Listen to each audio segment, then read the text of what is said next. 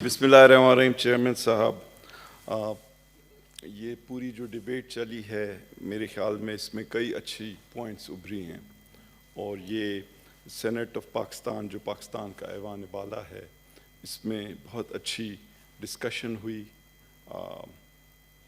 میرے خیال میں اس ایوان کی شان یہ ہے کہ ہم فیکٹس پہ فوکس کریں، اور کئی بار والیوم بڑھانے سے بات کی سچائی نہیں بڑھ جاتی، اور خوبصورت انداز میں تقریر کرنے سے بھی بات کی سچائی نہیں بڑھ جاتی۔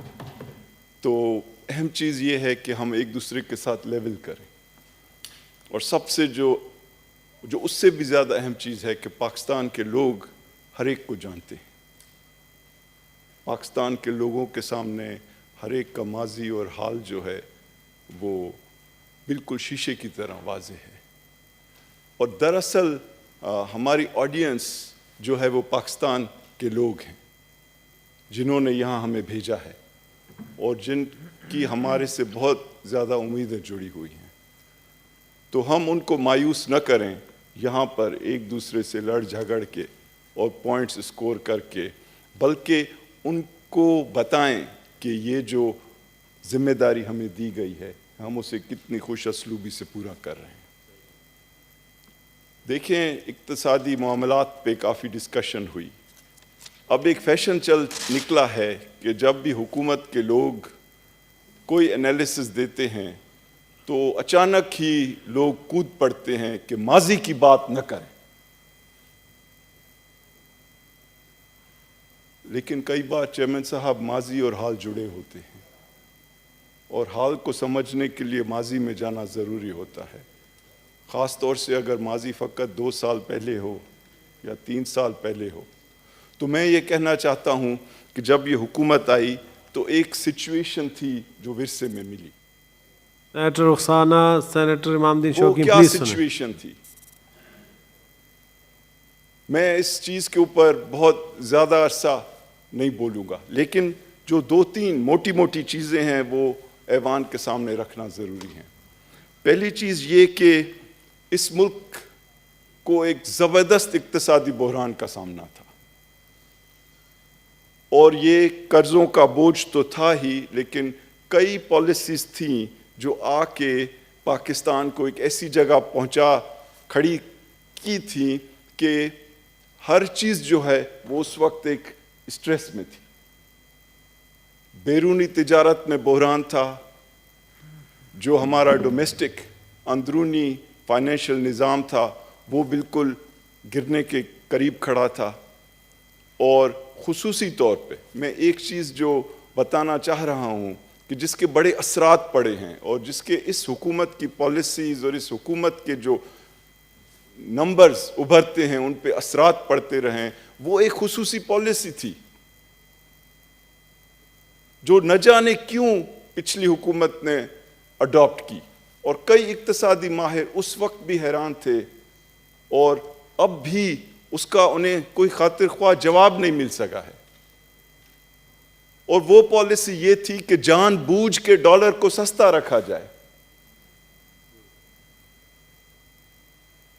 اور اس کے چیئرمین صاحب بہت برے اثرات ہوتے ہیں اکانومی کے اوپر۔ سب سے برا اثر یہ ہوتا ہے کہ باہر کے ملکوں کی چیزیں یہاں سستی ہو جاتی ہیں، اور ایک ایڈکشن پیدا ہو جاتی ہے باہر کی چیزوں کے لیے، اور ہر آدمی باہر کی چیزیں خریدنا چاہتا ہے کیونکہ وہ جان بوجھ کے پالیسی کے تحت سستی رکھی گئی ہیں، اور اس کا اثر یہ ہوتا ہے کہ وہی چیزیں جو یہاں پہ بننی چاہیے تھی، جو یہاں پہ انڈسٹریلائز ہونی چاہیے تھی، جو یہاں پہ جابز کریٹ کرنی چاہیے تھی، جو یہاں پہ لوگوں میں خوشحالی کا باعث بن سکتی تھی، وہ رک جاتی ہیں، اور ہماری چیزیں باہر کی دنیا کے لیے مہنگی ہو جاتی ہیں، اور ان کی جو ڈیمانڈ ہے اس میں کمی آ جاتی ہے۔ اب چیئرمین صاحب، یہ جو سلسلہ ہے ڈالر کو سستا رکھنے کا، یہ مفت نہیں ہے۔ ڈالر کو اگر آپ بضد ہوں کہ سستا رکھا جائے تو اس کے لیے آپ کو اپنے ڈالر جھونکنے پڑتے ہیں، کیونکہ جب آپ اپنے ڈالر جو ہیں وہ مارکیٹ میں پھینکتے جائیں گے تبھی ڈالر کی قیمت سستی رہے گی. اور یہی ہوا جب پچھلا آئی ایم ایف پروگرام ختم ہوا تو 2 سال جو تھے 18 مہینے آخری پچھلی حکومت کے، اس میں فارن ایکسچینج ریزروز آدھے سے بھی کم ہو گئے اور 18 ارب ڈالر سے 9 ارب سے بھی کم جا کے ٹھہرے، اور اگر اس میں سواپس کے ساتھ بلین نکال دیں تو 2 ارب سے بھی کم ہو گئے. تو یہ بحران کا جو بنیادی ایک خوفناک پہلو تھا وہ یہ تھا کہ آپ 3 ہفتے سے زیادہ کی امپورٹ حاصل نہیں کر سکتے تھے ان 2 ارب سے، اور جو امپورٹ اور ایکسپورٹ کا گیپ تھا وہ 32 سے 35 ارب ڈالر ہو گیا، جو پاکستان کی تاریخ کا سب سے بڑا نمبر تھا. اور اس سے بھی جو بڑی نقصان دہ چیز ہوئی کہ جو 5 سال گزرے اس میں ایکسپورٹس کے بڑھنے کی رفتار 0 سے بھی کم ہو گئی.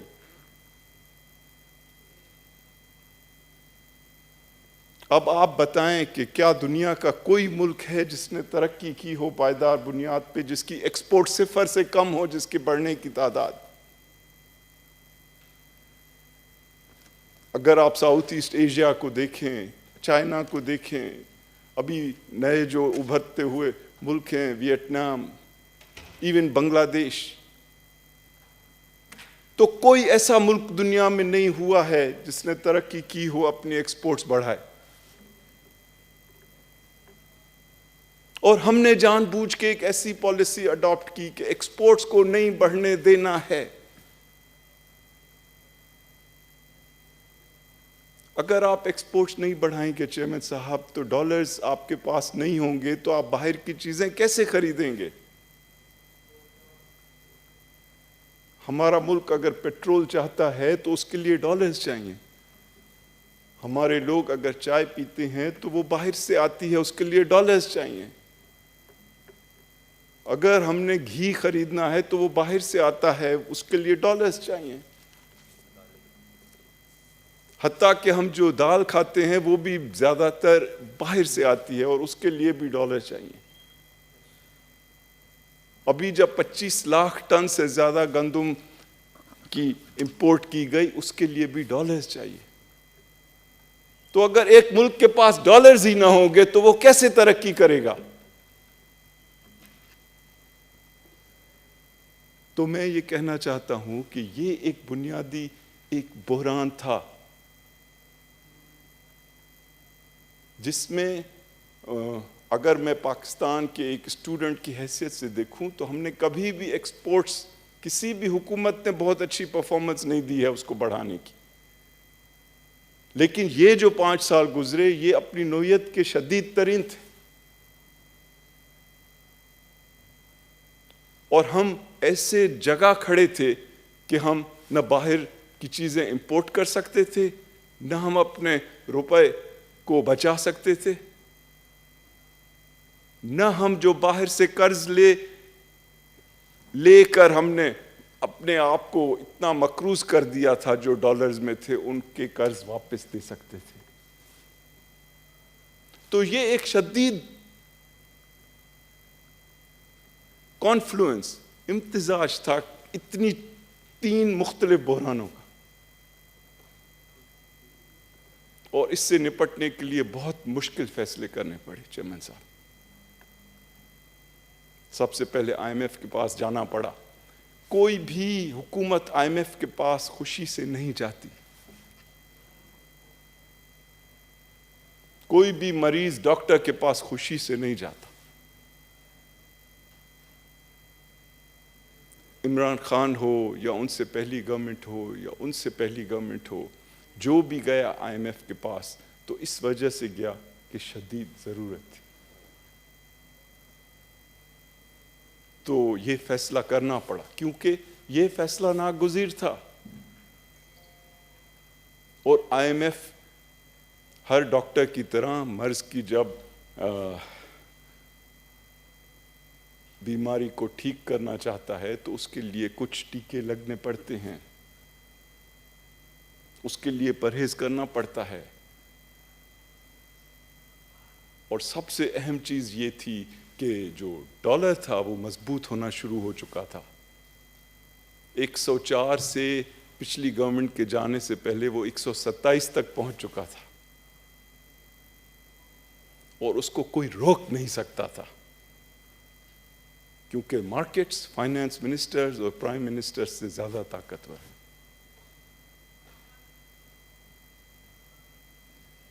تو جب ہم لوگ کہتے ہیں کہ قیمتیں بڑھی، تو میں یہ کہنا چاہ رہا ہوں چیئرمین صاحب کہ وہی ڈالر جس کو اگر 100 پہ رکھنے کی بجائے ہم ہر سال اس میں تھوڑی امپروومنٹ کرتے تو اچانک سے یہ بحران اس ملک کے اوپر نہ گرتا اور ایک آرڈرلی ٹرانزیشن ہوتی،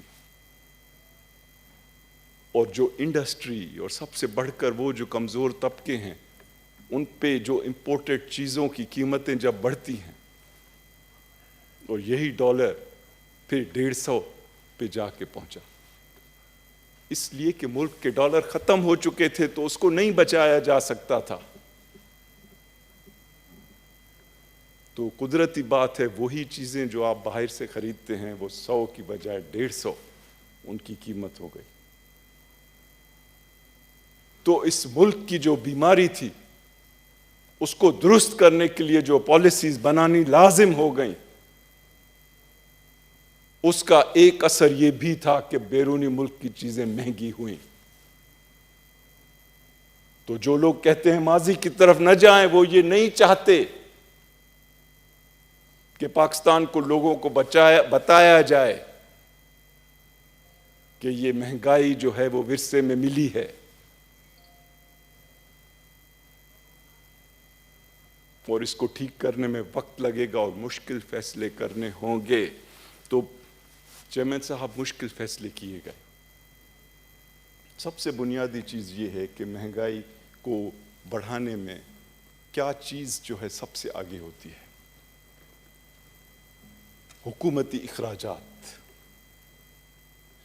تو حکومت نے فیصلہ کیا کہ ہم تمام سختی سے حکومتی اخراجات کو کم کریں گے،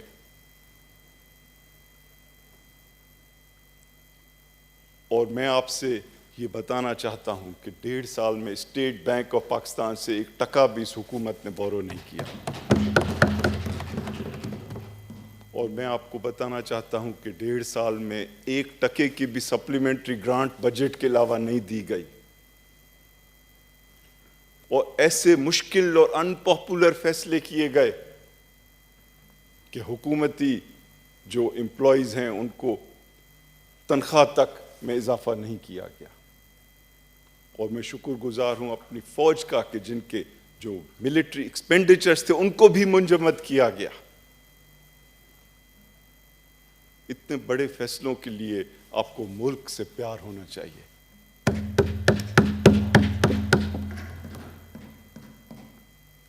اور سیاست کو پیچھے رکھ کے حب الوطنی کو آگے رکھنا چاہیے، کیونکہ یہ بڑے فیصلے ہیں جن کی فوری تعریف کوئی نہیں کرتا۔ تو جن لوگوں کا دل دکھ رہا ہے اور جو آج بول رہے ہیں ان کو میں یہ بھی بتانا چاہتا ہوں کہ پرائم منسٹر عمران خان سے زیادہ آپ کا دل نہیں دکھ سکتا،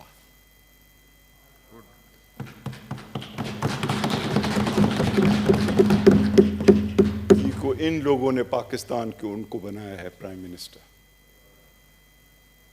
ان لوگوں نے ان پہ ذمہ داری ڈالی ہے کہ وہ اس ملک کو کیسے آگے لے جائیں۔ اور اب صاحب پلیز، ڈاکٹر نیازی صاحب پلیز یہ انٹرپٹ نہ کریں اس طرح سے۔ اب دیکھیں کیا ہے کہ ایک جانب تو آپ کو حکومتی اخراجات کم کرنے ہیں، دوسری جانب آپ کو ٹیکسز بھی بڑھانے ہیں، اور جہاں تک ٹیکسز کا سلسلہ ہے تو اس میں بھی ہماری یہ ایک قومی جو ہے فیلیور ہے۔ میں اس میں کسی ایک پارٹی کو یا ایک حکومت کو ذمہ دار نہیں ٹھہراتا،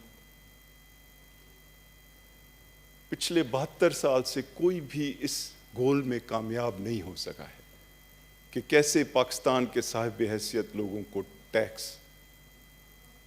بھرنے کی عادت ڈالی جائے. لیکن جب تک ہم اس چیلنج سے اچھی طرح نہیں نپٹیں گے، جب تک ہم لوگ اپنے صاحب حیثیت امیر لوگوں سے ٹیکس نہیں کلیکٹ کریں گے تو ہم مسلسل ایک ویکنس میں رہیں گے. تو چیئرمین صاحب، کرونا وائرس سے پہلے ٹیکس جمع کرنے کی جو ریٹ تھی وہ 17% کی گئی. تو ایک جانب ٹیکسز میں اضافہ کیا گیا، دوسری جانب ایکسپینڈیچرز کو کنٹرول کیا گیا، اور ایک ایسی سچویشن ابھر رہی تھی کہ ہم استحکام کی طرف جا رہے تھے جب کرونا وائرس آیا. اب کرونا وائرس کا بہانہ میں نہیں کرنا چاہتا، کیونکہ یہ بھی ایک کرٹیسزم ہے کہ آپ جب بھی کرونا وائرس کی بات کریں تو لوگ کہتے ہیں کرونا وائرس کی بات نہ کریں. اصل میں تو 100 سال میں ایسا کوئی مسئلہ اس سے بڑا ہوا ہی نہیں. اور لوگ تنقید کرتے ہیں اپوزیشن کی طرف سے کہ حکومت کی جو آمدنی کی، جو اس ملک کی آمدنی کی جو جی ڈی پی ہے، اس کی گروتھ یعنی اس میں جو اضافہ ہے وہ فقط پازیٹیو تو نہیں بلکہ نیگیٹو 0.5% ہوا. تو گویا حکومت نے کوئی اچھی پرفارمنس نہیں دی کرونا وائرس کے دور میں. میں آپ کو یہ بتانا چاہتا ہوں کہ آپ سوچیں کہ دوسرے ملکوں نے کیا پرفارمنس دی ہے. میں آپ سے کچھ نمبرز شیئر کرنا چاہتا ہوں چیئرمین صاحب. کیا آپ کو پتہ ہے کہ پاکستان کا منفی 0.5% جو جی ڈی پی کا گروتھ ریٹ ہوا، اس کے مقابلے میں فار ایگزامپل آپ دیکھیں کہ یو ایس میں کیا ہوا، امریکہ کی گروتھ ریٹ کیا رہی، منفی 4.3%. سری لنکا کی منفی 4.6%، ترکی کی منفی 5.5%، جرمنی کی منفی 6%، یو کے کی منفی 8.8%، جاپان کی منفی 5.3%، ایران کی منفی 5%، سعودی عرب کی منفی 5.4% اور انڈیا کی منفی 10.2%، اور پاکستان کی منفی 0.5%. اور ہم پہ تنقید ہے کہ آپ نے پرفارمنس صحیح نہیں. اور پورے دنیا کی جو انکم بڑھنے کی جو رفتار تھی وہ منفی 4.4%. تو انڈیا کی ہم سے 20 گنا کم جی ڈی پی کی گروتھ تھی، اور دنیا کی پوری جو ہے ہم سے کوئی 9 گنا زیادہ ڈکلائن تھی. تو یہ کیوں ہوا کہ ہم نے کرونا وائرس سے اتنے ریلیٹیولی قدرے بہتر انداز میں اللہ نے ہماری مدد کی کہ ہم نکلے؟ کیونکہ ہم نے ایک اسٹیمیولس پیکیج دیا. اس وقت ہم نے اپنے بزنسز کا ہاتھ تھاما. ہم نے کہا کہ اگر آپ کے پاس پیسے نہیں ہیں، آپ چھوٹے کارخانے ہیں بجلی دینے کے، ہم آپ کا بل بھریں گے. اور 3 مہینے کا بل حکومت نے اپنی جیب سے بھرا ایس ایم ایز کے لیے. ہم نے کہا کہ آپ اگر بڑی کمپنی ہیں لیکن آپ کے پاس اس وقت پیسے نہیں ہیں اپنے امپلائیز کو دینے کے لیے، ہم نہیں چاہتے کہ آپ انہیں نکالیں. ہم آپ کو لون دیں گے، سبسیڈائز کریں گے، اپنی جیب سے اس کی لون کی سبسڈی ہم بھریں گے. ہم نے کہا کہ اگر آپ بجلی کے بل نہیں دے سکتے، آپ بڑے ہیں، آپ کے ہم بجلی کے بل مؤخر کریں گے. ہم نے کہا اگر آپ کے قرض ڈیو ہیں اور آپ پے نہیں کر سکتے ہیں، آپ 1 سال قرضوں کا پے کرنا مؤخر کر دیں، ہم دیں گے. اور ہم نے کہا کہ اگر پروکیورمنٹ کرنی ہے اس دور میں تو ہم پہلے سے ڈبل پروکیور کریں گے تاکہ ہمارے جو کسان ہیں ان کے پاس پیسے ہیں اور اس کے تھرو ڈیمانڈ جنریٹ ہو. اور ہم نے کہا کہ ہم کنسٹرکشن کے لیے خصوصی پیکیج دیں گے اور چھوٹے گھر بننے کے لیے ہم ٹیکسز میں 90% چھوٹ دیں گے، اور ہم نے کہا کہ اگر آپ چھوٹا گھر خریدیں گے تو حکومت نے 36 ارب رکھے کہ ہم اپنی جیب سے آپ کی مورگیج بھریں گے، اور بہت چیزیں کی. میں بہت تفصیل میں نہیں جانا چاہتا، لیکن بہت چیزیں کی، اور اللہ نے بھی ہماری مدد کی کہ ہم پہلا جو فیز تھا کرونا وائرس کا اس سے نکلے. اور اب کوشچن یہ بھی آتا ہے کہ آپ نے کیا کیا، اور آپ نے کیا لونز لیے، کیا بہت زیادہ لونز لیے. اس کے اوپر میں ضرور ایک دو موٹی موٹی باتیں کہوں گا. دیکھیں، یہ جو نمبرز پھینکے جا رہے ہیں ان کو ہمیں صحیح طریقے سے اینالائز کرنا چاہیے. جب یہ حکومت آئی تو جو پبلک ڈیٹ تھا وہ 25 ارب تھا، اور پبلک ڈیٹ میں اضافہ کیوں ہوتا ہے؟ اس کی جو ہیں دو بڑی وجوہات ہیں. ایک یہ کہ آپ کو ماضی کے قرض دینے ہیں، ماضی کے قرضوں پہ سود دینا ہے، یہ ایک. اور دوسرا یہ کہ آپ اپنے اخراجات اور آمدنی میں اتنا فرق رکھ رہے ہیں کہ آپ کو وہ پورا کرنے کے لیے مزید قرض لینے پڑے. تو چیئرمین صاحب، میں آپ کو یہ بتانا چاہتا ہوں کہ اس حکومت نے جو اقدامات کیے ہیں ان کی وجہ سے یہ جو بنیادی تنقید کرنے والا قرض ہو سکتا ہے کہ آپ نے اپنے اخراجات کو کنٹرول نہیں کیا اور اس کی وجہ سے کیا مزید قرض لیے، تو اس کی تعداد 2.5 ارب سے بھی کم ہے، 2,500 ارب سے بھی کم ہے. اور باقی جو لونز لیے گئے وہ ایکچولی 2 کھاتوں میں ہیں. ایک وہ جو دراصل لون نہیں لیے گئے، لیکن ڈالر کے مضبوط ہونے کی وجہ سے اس کا جو ویلیویشن ہے کتابوں میں وہ بڑھ گیا. یعنی اگر آپ نے $1 لون لیا ہے، وہ پہلے 100 روپے تھا، اب وہ 150 روپے ہو گیا. تو ایسی بات نہیں ہے کہ حکومت نے 50 روپے مزید لے لیے. آپ نے سنا ہوگا بار بار لوگ کہہ رہے تھے کہ جی اتنا بڑھ گیا، تو وہ اس لیے نہیں بڑھا کہ کوئی مزید لون لیا گیا،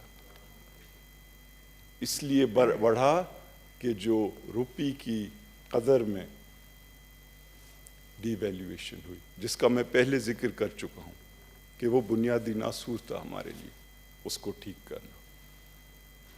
اور میں ایک اور آپ سے بات کر دوں کہ 6,000 ارب روپے ماضی کے سود دیے گئے. 6,000 ارب. کیا کوئی یہ کہہ سکتا ہے کہ وہ اس حکومت کے کھاتے میں ڈالے جائیں؟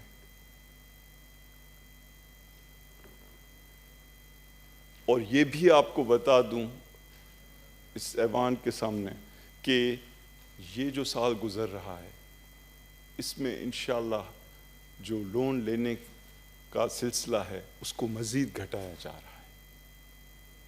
کیوں؟ اور اس کی ایویڈنس کیا ہے؟ وہ یہ ہے کہ جو پرائمری سرپلس ہوتا ہے، ایک چیز ہے جسے پرائمری سرپلس کہہ سکتے ہیں یا پرائمری ڈیفیسٹ کہہ سکتے ہیں. یہ وہ نمبر ہے جو آپ کی آمدنی اور اخراجات کا فرق ہے، اور اگر آپ کی آمدنی آپ کے اخراجات سے زیادہ ہے تو یہ سرپلس میں ہوگا. اور میں آپ کو یہ بتانا چاہتا ہوں کہ اس حکومت کی کوششوں کی وجہ سے اس سال کے مالی سال کے 7ویں مہینے میں یہ نمبر سرپلس ہے. تو اگر ہمیں ماضی کے قرض نہ دینے پڑے یا ان پہ جو سود ہے وہ نہ دینا پڑے تو ہمیں لون لینے کی کوئی ضرورت نہ ہوگی.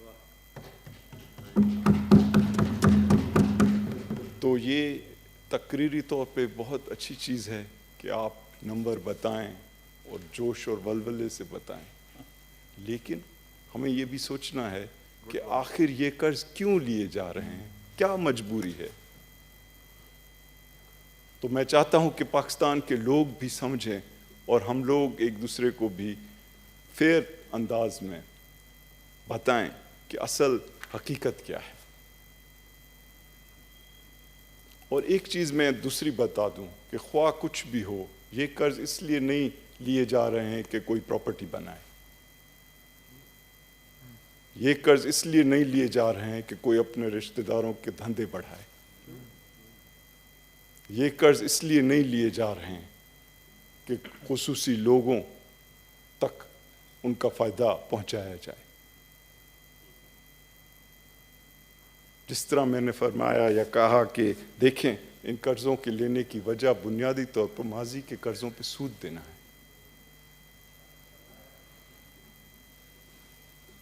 اب آپ دیکھیں کہ اگر یہ حکومت کہیں پیسے خرچ کرنا چاہتی ہے تو وہ کون سی جگہ ہیں؟ چیئرمین صاحب، ہم نے کہا کہ ہم 2 جگہوں پہ پیسے لگائیں گے. ہم حکومتی اخراجات کو کم کریں گے لیکن 2 جگہوں پہ پیسے لگائیں گے. وہ کون سی 2 جگہیں؟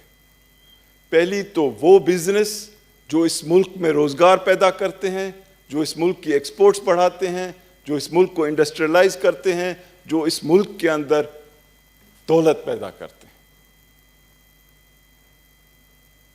تو ہم نے اگر کچھ پیسے خرچ کیے تو ان لوگوں پہ کیے کہ ہم نے ان کو الیکٹرسٹی کے اوپر سبسڈی دی، ہم نے ان کو گیس پہ سبسڈی دی، ہم نے ان کو لونز پہ سبسڈی دی، ہم نے ان کو ریفنڈز دیے. 250 ارب کے ریفنڈز دیے جو پچھلے سال کے مقابلے میں دگنے سے بھی زیادہ تھے. ہم نے ان کے لیے رکاوٹیں دور کی. اور ان چیزوں کا اثر کیا ہوا اس پہ میں آتا ہوں. دوسری چیز جہاں ہم نے کہا کہ ہم اخراجات کریں گے وہ پاکستان کے بھولے ہوئے لوگوں پہ، وہ لوگ جو کمزور ترین لوگ ہیں. اور آپ نے دیکھا جب کرونا وائرس آیا تو سب سے زیادہ پیسے کہاں لگائے گئے؟ 1.5 کروڑ پاکستانی خاندانوں کو پیسے دیے گئے. شاید دنیا کی تاریخ میں اتنا شفاف، اتنا سادہ، اتنا جو ہے شفاف طریقہ نہیں دیکھا ہوگا کہ پاکستان کے ہر قصبے، ہر گاؤں، ہر چھوٹے شہر میں پاکستان کے لوگ کھڑے تھے، خصوصاً پاکستان کی خواتین. اور کوئی کنڈیشن نہیں تھی. یہ نہیں تھی کہ آپ کس پارٹی کے ورکر ہیں، یہ نہیں تھی کہ آپ کس علاقے کے لوگ ہیں، یہ نہیں تھی کہ آپ کس مذہبی فرقے سے تعلق رکھتے ہیں. صرف یہ کہ آپ پاکستانی ہیں اور آپ کو ضرورت ہے.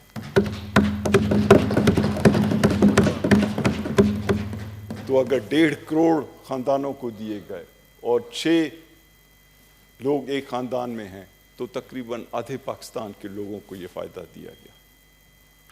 اور احساس پروگرام کا جو بجٹ تھا اس کو دگنا کیا گیا 192 ارب. اور یہ جو پیسے دیے گئے یہ اس کے علاوہ تھے. اور اب بھی چیئرمین صاحب جو پاکستان احساس پروگرام میں فقط کیش کا جو ایلیمنٹ ہے اس میں 70 لاکھ لوگوں کو مستقل یہ فیسلٹی ملے گی. اور اس وقت وہ 2nd راؤنڈ دیا جا رہا ہے. پھر کون لوگ ہیں جن کے لیے ہم نے، میں سمجھتا ہوں کہ ایک فیئر اپروچ رکھی؟ وہ جو ماضی میں قبائلی علاقوں کے ڈسٹرکٹس تھے ان کے لیے بجٹ جو ہے 152 ارب رکھا گیا جو کہ تاریخ کا سب سے بڑا بجٹ تھا. تو اگر اس حکومت نے کہیں خرچ کرنے کی کوشش کی ہے تو وہ ان جگہوں پر جہاں پہ عام لوگوں کو فائدہ ہو. اور میں آپ کو یہ بتاؤں کہ سبسڈیز دینے میں بھی یہ حکومت آگے رہی. 72% الیکٹرسٹی کے جو کنزیومرز ہیں ان کو حکومت سبسڈی دے رہی ہے. 90% جو ڈومیسٹک گیس کے یوزرز ہیں ان کو حکومت سبسڈی دے رہی ہے. 100% جو ٹیوب ویل کے یوزرز ہیں ان کو حکومت سبسڈی دے رہی ہے. اور ابھی جب گندم کی شارٹ فال ہوئی تو حکومتی اداروں نے، حکومتوں نے اپنی طرف سے ایک ریلیز پرائس رکھی جس میں سبسڈی دی جا رہی ہے، اور یوٹیلیٹی سٹورز میں جو بھی بنیادی کھانے کی چیزیں ہیں ان پہ ماضی کے مقابلے میں کوئی 10 گنا زیادہ سبسڈی دی جا رہی ہے۔ تو ان کے اثرات ابھر رہے ہیں، حکومتی ان پالیسیز کے اثرات ابھر رہے ہیں، اور خصوصی طور پہ جو میں نے کہا جو ہمارا بنیادی گول ہے کہ پاکستان کی چیزیں دنیا میں مقبول ہوں اور دنیا نوٹس کرے کہ پاکستان وہ ملک ہے جس سے چیزیں خریدنی چاہیے۔ اور میں آپ سے کچھ نمبرز شیئر کرنا چاہتا ہوں چیئرمین صاحب۔ اس وقت ایکسپورٹس جو ہیں ان میں جو اضافہ آیا ہے بہت ڈیکیڈز کے بعد اس طرح کا اضافہ دیکھا جا رہا ہے، اور textiles, home textile 16%، ready made garments 25%، pharmaceuticals 25%، chemicals 14%، processed food جو ہے 120%۔ تو اگر ہم ایکسپورٹس کی مارکیٹس کو اس موقع کے اوپر اپنی جانب مائل کر لیں تو یہ مسلسل ایک سلسلہ ہوگا جس میں ہمارے پاس ڈالرز کی آمدنی بھی بڑھے گی، یہاں پہ روزگار بھی بڑھے گا اور انڈسٹریلائزیشن بھی بڑھے گی اور لوگوں کے پاس خوشحالی بھی آئے گی۔ دوسری چیز میں یہ کہنا چاہتا ہوں کہ بہت عرصے کے بعد ہماری انڈسٹری جو ہے ریکوری کی جانب جا رہی ہے، اور آپ دیکھ رہے ہیں کہ جو لارج سکیل مینوفیکچرنگ یعنی جو بڑی انڈسٹری ہے اس کی گروتھ ریٹ جو ہے 7.5%، اور پچھلے سال کے نومبر کے مقابلے میں 14.5% growth. Bank deposits 17% growth, cement 16% growth, high speed diesel 11% growth, petrol 7% growth, motor cycles 19% growth, tractor 43% growth, cars 20% growth. یہ تمام چیزیں ہو رہی ہیں اور دنیا ان چیزوں کا اعتراف کر رہی ہے، اور ہمارے اپنے انویسٹرز اس چیزوں کا اعتراف کر رہے ہیں، اور پاکستان کی اسٹاک مارکیٹ شاید 4 سال کے بعد جو ہائیسٹ لیول ہے اس پہ پہنچی ہوئی ہے، جس کا مطلب یہ ہے کہ لوگ سمجھتے ہیں کہ ہماری جو انڈسٹری ہے وہ آگے چل کے بہت ویلیوبل ہوگی کہ وہ اس میں انویسٹ کر رہے ہیں۔ تو انشاءاللہ تعالیٰ ان تمام چیزوں کے اچھے اثرات آنے لگے ہیں۔ میں یہ نہیں کہتا کہ ہمارے پاس چیلنجز نہیں ہیں، پاکستان کے جو مستقل چیلنجز ہیں، اور سب سے بڑا چیلنج جو پاکستان کا ہے وہ یہ کہ ہم اپنے لوگوں کو کیسے خوشحال کریں، اور اس کے لیے گروتھ ہونی چاہیے، اور ہم گروتھ کی جانب جا رہے ہیں، لیکن گروتھ وہ ہونی چاہیے چیئرمین صاحب جو عام لوگوں تک پہنچے۔ اس ملک میں 60s کے دہانے میں گروتھ ہوئی لیکن وہ عام لوگوں تک نہیں پہنچی، اور 2000 کے ٹائم میں بھی گروتھ ہوئی 3-4 سال، لیکن وہ عام لوگوں تک نہیں پہنچی۔ تو اصل چیز یہ ہے کہ گروتھ وہ ہے جس کا فائدہ عام لوگوں تک پہنچے، یہ نہیں کہ آپ نے کریڈٹ کارڈ لیا ملک کا اور اس پہ جا کے موج بہاری کی اور بل دوسروں کے حوالے کر کے چلے گئے، تو پھر وہ موج بہاری کا ٹائم نکل جاتا ہے۔ تو اس بار ہمیں اپنی موج بہاری کو کنٹرول میں رکھنا ہے، اور کوشش یہ ہونی چاہیے کہ کریڈٹ کارڈ کا کم استعمال کریں اور ایسی پالیسیز کریں کہ جس میں آگے چل کر یہاں کے لوگوں کو اس کا فائدہ ملے۔ تو پاکستان کے عوام ہماری پالیسیز کا محور ہیں اور رہیں گے انشاءاللہ، اور یہ کوشش جاری رہے گی، اور میں انشاءاللہ آئندہ بھی یہاں پہ آپ کے سامنے حاضر ہوتا رہوں گا، تو یہ بات چیت بھی جاری رہے گی۔ Thank you.